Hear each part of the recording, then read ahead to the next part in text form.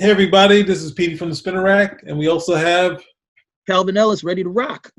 now we are here to report on the passing of Denny O'Neil, writer and editor of both Marvel and DC Comics. He's more known for being editor, writer of Batman, and we're very sad to see that he had passed. Denny O'Neil, I believe for a lot of people, is a Batman guy. This is the guy who came on and did all of this stuff with Batman. But even those people, I think, are familiar with Denny O'Neil from his work as an editor on Batman in the 1990s, Yes. which did a lot to push Batman to the forefront of it did a lot to push Batman to the forefront of DC Comics in conjunction with the animated series, the films. But this was a guy who really did have a lot to say and a lot to do with that happening. But Denny O'Neil was also very much, he was very much, his fingerprint in terms of comics, both Marvel and DC, is very widespread. I think if he might be, I hope I'm not going too far, but to what Roy Thomas was to Marvel, you could say that Denny O'Neil was to DC in terms of that management that he was doing as an editor, because it did bleed over from the Batman comics. He initially, we get to see him starting off revitalizing Batman, returning him to his roots, going on to Green Lantern, and just doing stories for comics that I don't think a lot of people thought could have been done, and not only doing them, but doing them in the Bronze Age style, where comic books were one and done. It didn't take 8 or 9 issues in order to get this across. You had just story, and you wrapped everything up in 24 pages, and these guys pulled it off. He would go then on to have a short-lived, a short run on Superman, but still influential nonetheless. And, that's just the DC side of the stuff. When you get over to Marvel, equally very influential in terms of the writing. I think we were talking the other day, probably one of his most overlooked works in terms of both writing and partnership with an artist is the Daredevil run that he had when he was working with David Mazzucchelli. You want to take that? Well, with that, he was already the editor of Daredevil. He was the guy who actually put Frank Miller on Daredevil. They gave Frank Miller a chance. He's a young guy who was learning his way, and they picked him to do that.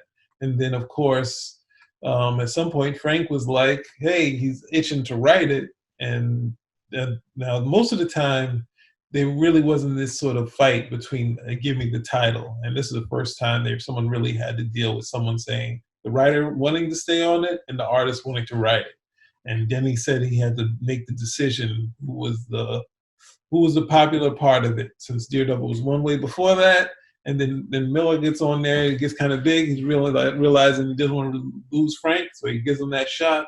And then we get the Daredevil run. But then, of course, Daredevil run, it winds down when he leaves. Denny O'Neil takes the book up. And, there's some highlights of some hot issues, obviously, when Wolverine comes in. I'm not sure if Denny was writing at that point, but he takes over the title. You could slowly see he's getting his rhythm with Dave Mazzucchelli, who's also the new guy that's coming in. He's slowly gaining his ground. Dave Mazzucchelli is like, oh, okay. It's a gritty sort of thing, but he's got some of his own dynamics. So people are finding that book again, but at the same time, Miller comes back and he takes the book back he has his title. And he takes his book back from Denny O'Neil. But Denny also had a long run on Iron Man. Also, he took over Iron Man. Tony Stark, becoming alcoholic is a subplot of the story. Most of the time, people look at the story and say, "Oh, this is a great run, Tony Stark's alcoholism." But the story was the alcoholism is the point that starts the story. Rhodey takes over the armor and becomes the hero of the book, and Tony the subplot.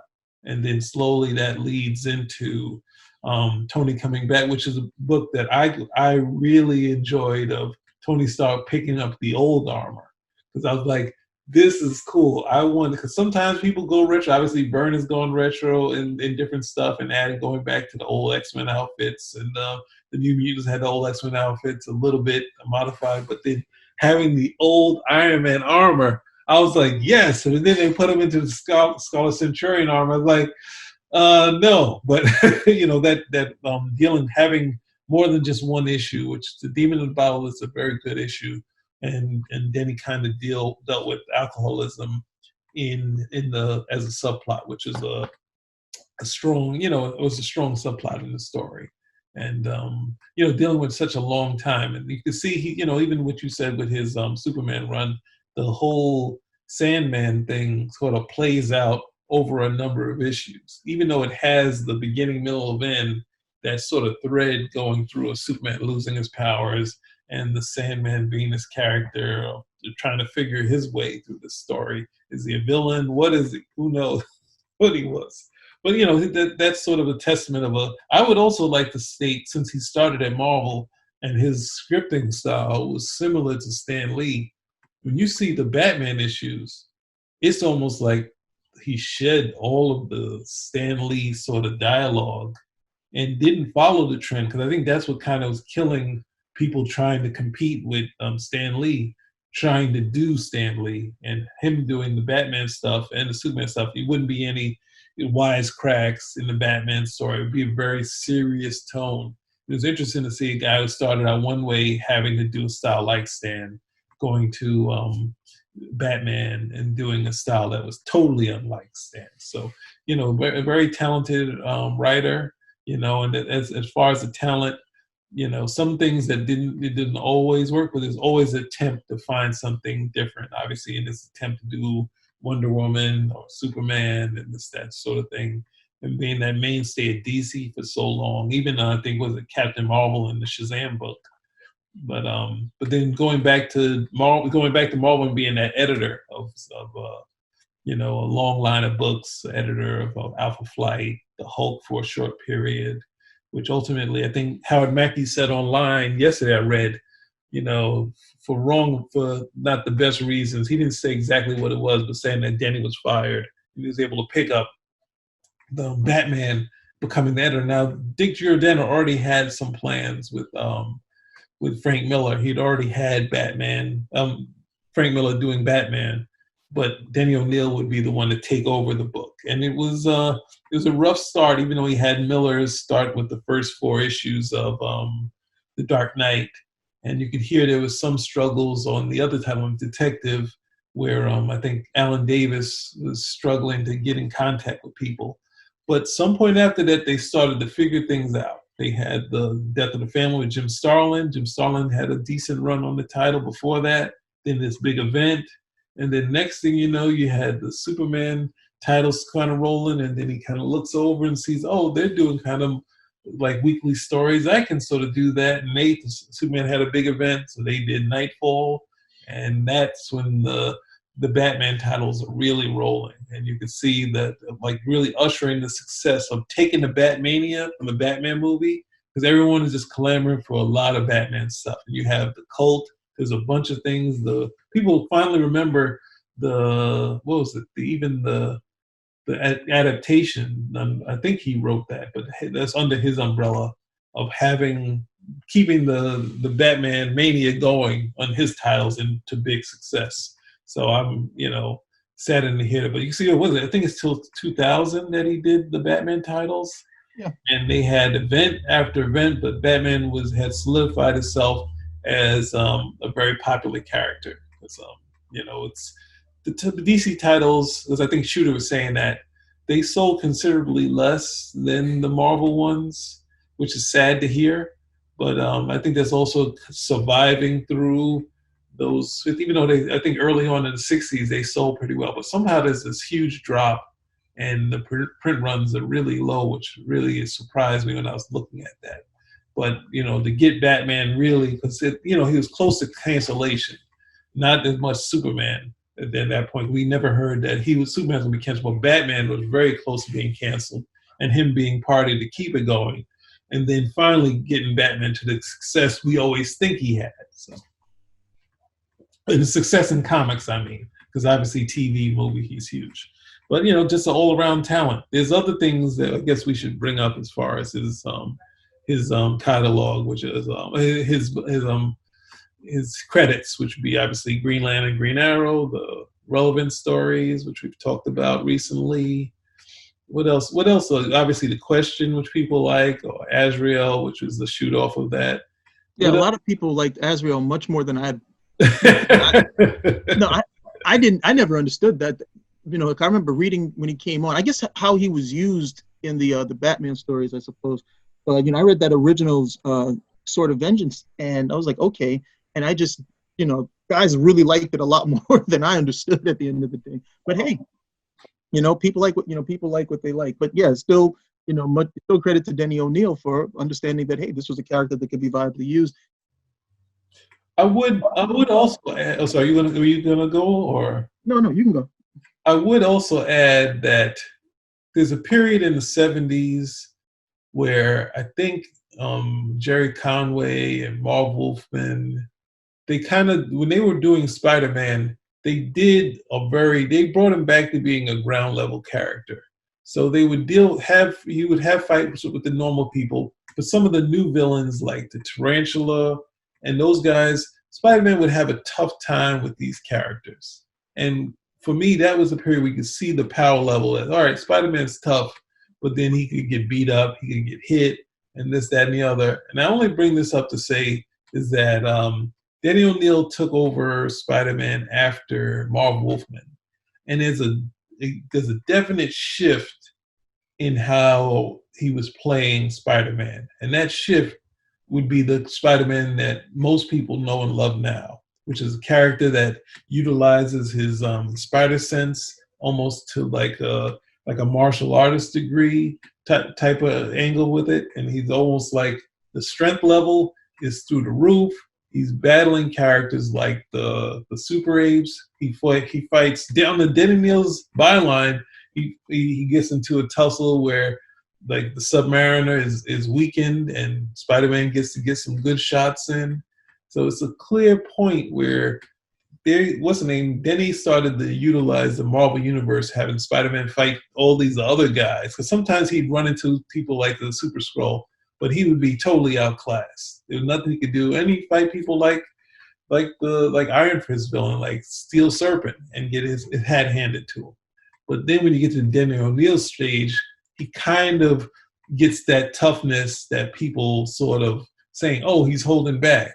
Because look at him here. Look at how powerful he is. So I'd like to just bring that up, that he had a little run that no one really remembers, which leads into Roger Stern's run, which Roger Stern almost takes that same baton and goes even further. And you can see Tom DeFalco go one step further. Or you could say further, or you could say too far. But did that sort of start, which no one really sort of brings up, because I would remember buying a couple of them, and it was like, I might need to put this down because Spider-Man's a little too tough for me. But then when you go see it, it's like, oh, this is similar to what people like. So if you're a Spider-Man fan and a Denny O'Neil fan, I think you might go out and check out that run, because it's it's sort of like what people like now, that sort of thing. Well, I was a big reader of Daredevil, so I remember his Daredevil run, and like it was about 3 or 4 issues before Miller got on where the stories really picked up, and just doing a really good job between the story and the art with Mazzucchelli on the book. So I was always like, well, Frank Miller looked and said, oh wow, look, Daredevil looks like he's heating up. I'll take it now. I'll take it now. You can go back to DC. But then going back to DC and working with Batman, and to see the stuff that I thought for a very good portion, Batman was, I don't want to say groundless, but I thought a lot of the stuff that Batman was doing after Crisis, they were pretty much just phoning it in. There wasn't a real direction for him. He was doing Batman stuff, but there was no larger overall arcing thrust behind it. And then you see them, okay, like you said, once you got Knightfall, they seem to have this larger story where you were going to have him, Batman incapacitated, Azrael take over, Batman come back, Dick Grayson become Batman, and then all the stuff that was going to affect Gotham City in terms of Contagion, and then Cataclysm, then No Man's Land, and pushing Batman as this pushing Batman as this urban legend, and just really, I mean, just a large overarching plan, which the only other place I saw them doing that type of stuff was in the Superman books. The one thing that the Batman books had over the Superman books was that the Superman guys started to run out of steam. Those guys were just, you could see by the time they shifted and they brought some new guys over, that, you know, they had really just, I don't want to say run out of gas, because it sounds like I'm being backhanded, but I think they had done everything they could do at that time, and it was trying to bring some new people on. Where if you look at the Batman books, those guys look like they could still be writing those books now. And the only reason why they're off is because it was just time. Look, we got to transition some new people in along those lines. But yeah, really good in terms of picking the guys, the talent, making certain that direction stayed cohesive. His stuff that he did on Superman, those short. I mean, what he did on Superman was what they would effectively do in 1986. Once John Byrne comes over, where they wanted to scale back Superman's powers, really, you know, make him more grounded, keep him on Earth as much as they possibly could. And you know, he was trying to do that he did it in the Sandman saga, which were the issues that he wrote. Very strong contributions to Marvel and DC, even though more well known for the DC stuff. And probably definitely, without a doubt, one of the more storied careers in comics. I don't know if we'll get to see people like that in the future who come in. It almost seems literally off the street. They start writing, they get, you know, taken in, you know, by readers, and go on to have a very long and storied career, you know, still writing, editing, success as a writer, success as an editor, and, you know, without a doubt, you know, stands the test of time and will stand the test of time as long as people read comic books and want to have good stories. That would almost be the best way to end it. I would only have to add that I would say he also changed the approach of Batman, because before this is something which I miss of Batman being a great escape artist. The idea of them taking away them trying to kill Batman by putting him in a trap. And he kind of X'd that out completely. So basically, you had a situation where the villains would either kill his partner in killing that sort of thing, but it moved away from him being in this great escape artist and getting to I would just say ninja. They have a term that people use for it, but they go to the psycho ninja. But that change, and then also the change of kind of removing the idea of Joe Chill, which is something I like because it was a story in I guess it's the Golden Age where Batman is a cold case that he finds, which has Joe Chill, and then they turn into someone that Batman never caught. So they were like, I never agreed with that. Yeah. I never agreed with that because it countermanded all these stories that had come before, which were great. Yes. In terms of, I mean, you go back to that Silver Age. It's a Golden Age story. You go back to that Golden Age story where he finds Joe Chill and he unmasks, and and then of course they do the stuff later on, and then it was like, well, and the reason why I understand why they did it. They wanted to have a reason for Batman to be as obsessive as he was, and the fact that he never found his parents, killer, would definitely speak to him being obsessive and having the personality they wanted. So, but I just never agree with it because at some point, it was I was still a Batman reader, not as heavy as when I first started, but I would still, come in and I was still abreast of like a lot of the stories. But one of the things that turned me off to it was that Batman just seemed to never get past this thing. And I was like, this is a grown man. At some point, you've got to be able to get past it, especially if you're Batman. But, him being a bit more of a git, being a jerk towards people, they embraced a lot of that. But a lot of that came out of the Dark Knight Returns. But that was part of it. With 0 Hour, he never found Joe Chill, which was they would actually slap that on Superman with the New 52 reboot where his parents were dead again. And they tried to they say, look, he never had his parents, so because he never had his parents, or if his parents died at a young age, now he's going around, and what did they do? They made him a jerk too. Nobody liked it. Well, we got to get these parents back in here. These people need some grounding, and they brought the same thing back for Batman. But regardless of my like of it or not, it was still something that was the Batman stories for a good amount of time, and looking at the overall results and the reaction, it was something that worked. I guess I was the only one who really liked that Silver Age that story where he finds the killer. I was the only one who really liked it. But that's the thing. I mean, I think it's more of approach because I think there was a reprint of Batman stories because at the same time in the '80s when things are kind of running, they put out Action Comics #1. They did not really a facsimile, but a copy of a reprint of it that was on regular comic paper. And at the same time, they did this book of Batman that had, I guess it was around the time of the movie, but they had like key issues. And one of the key issues, I think they had obviously Batman 404 and had something else. But one of the first stories was that Silver Age story. And I was like, oh yeah, I remember this. I like this story. Like this one was a really good one. Then it's like, oh look, the so-called deputy cop Batman is haunting Joe Chill. Like he's not playing around. He's upset. So, there's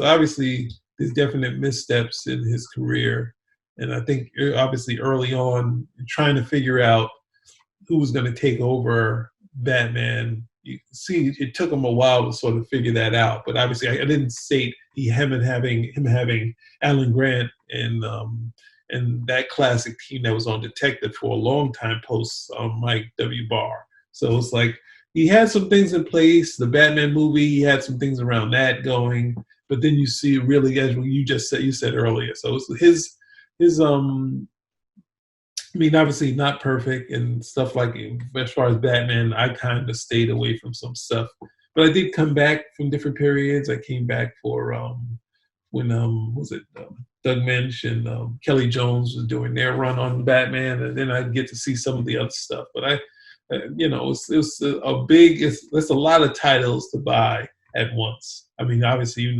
buying Superman titles. So it's like, let me just buy one I can just buy.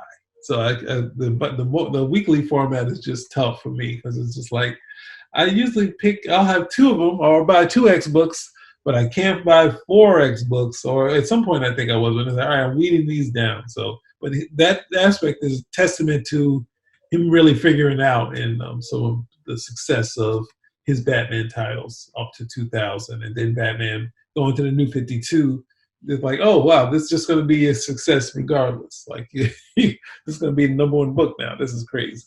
So yeah, I never thought of him so much as a misstep. I just thought I thought Denny O'Neil was at his strongest when he was writing the character from their foundation.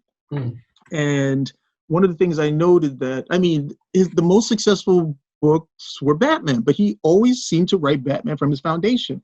With Green Arrow and Green Lantern, it was, okay, we're going to do something different. Green Arrow, you don't have your money anymore. And Green Lantern, you're going to be on Earth, traveling in a pickup truck.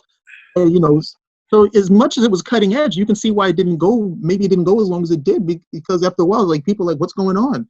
And that would have been something. With Wonder Woman, I thought that was the most dramatic of, all of the stories that he did, all of the, let's try something different, the new look Wonder Woman, because I mean, her storyline was totally decimated. She went from being the princess of Paradise Island to running a thrift shop, doing gung fu with no powers, and it took the women's movement to say, hell no, this is not working. And he's like, what do you mean? I got her over here. She's got an outfit. She's fully clothed. They were like, no, put her back in the bikini.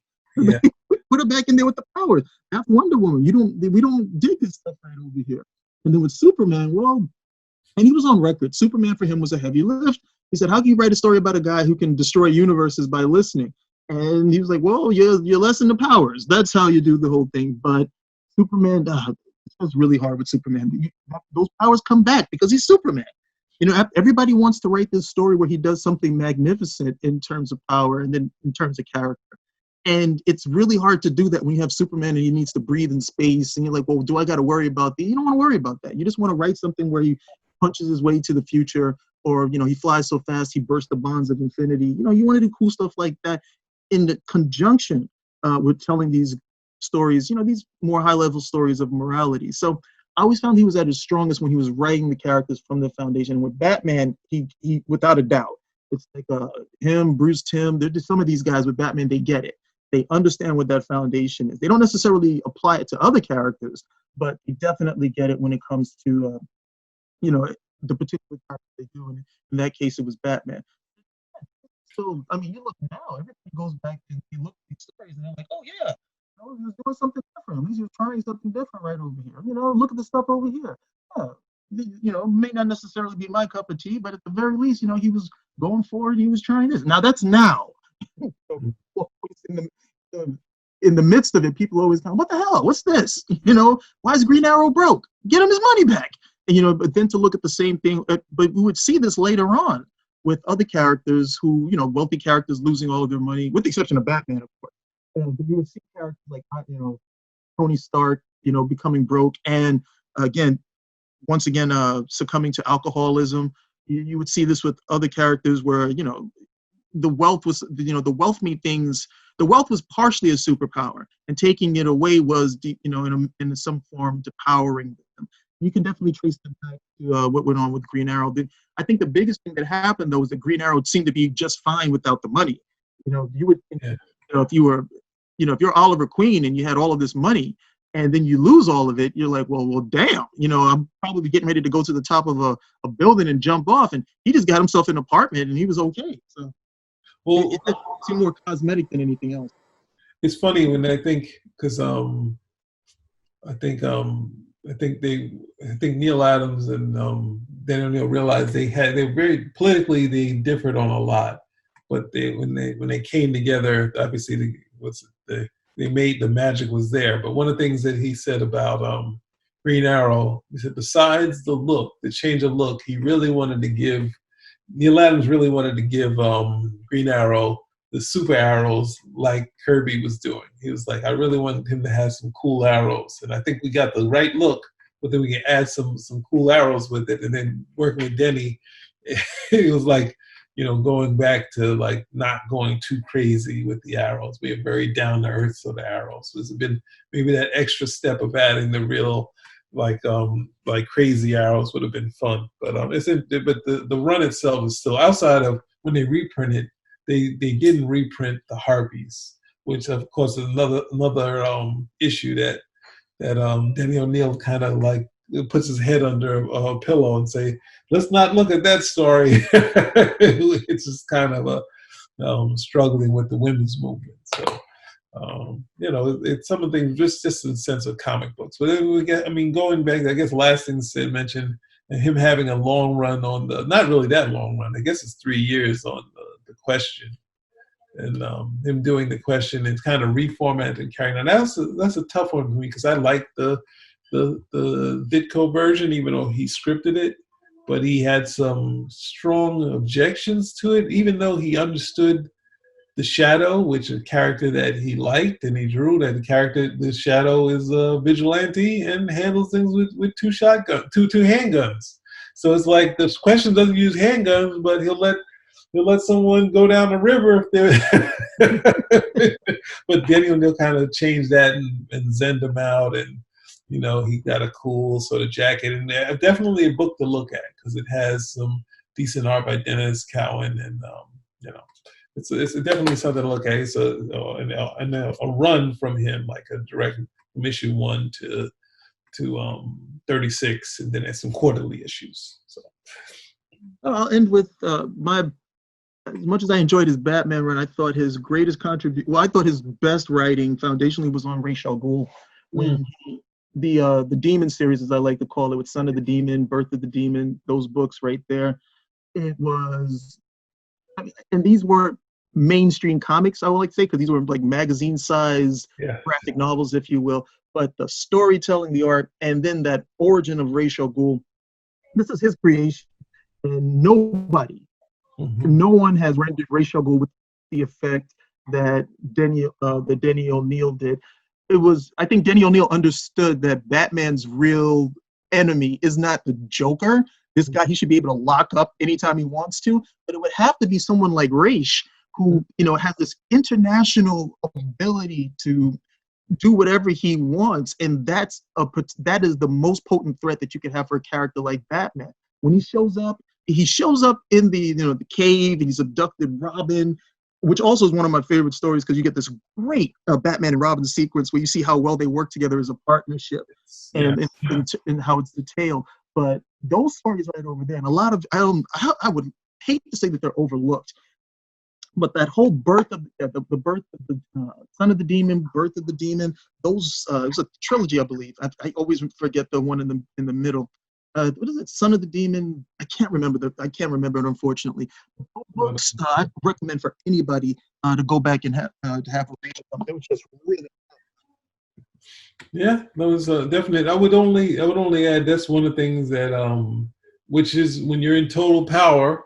He did. I guess he didn't always exert that power, but he did do a lot of the key issues, which would be some money issues like the Legend of the Dark Knight series. He did the first run of those one with all the special covers, so they're definitely going to be big sellers. And he did those graphic novels of Son of the Demon.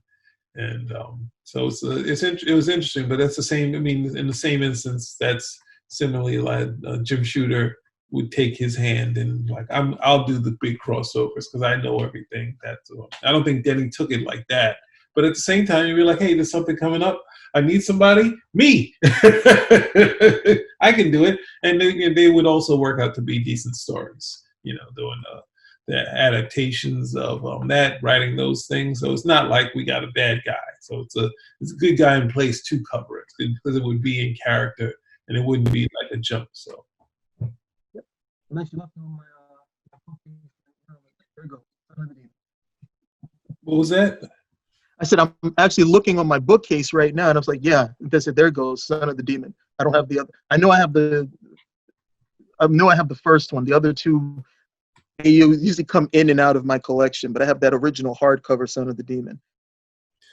Okay, so we're sad to see that he has passed, and there's definitely his legend because his stuff has made it to movies for both Marvel and DC. Because there's definitely some of his Iron Man stuff, obviously then Obadiah Stane, and and obviously Ra's al Ghul. Ra's al Ghul is in the Batman stuff, so his stuff has made it to either animated and or to the actual movie theater. So R.I.P. Denny O'Neil.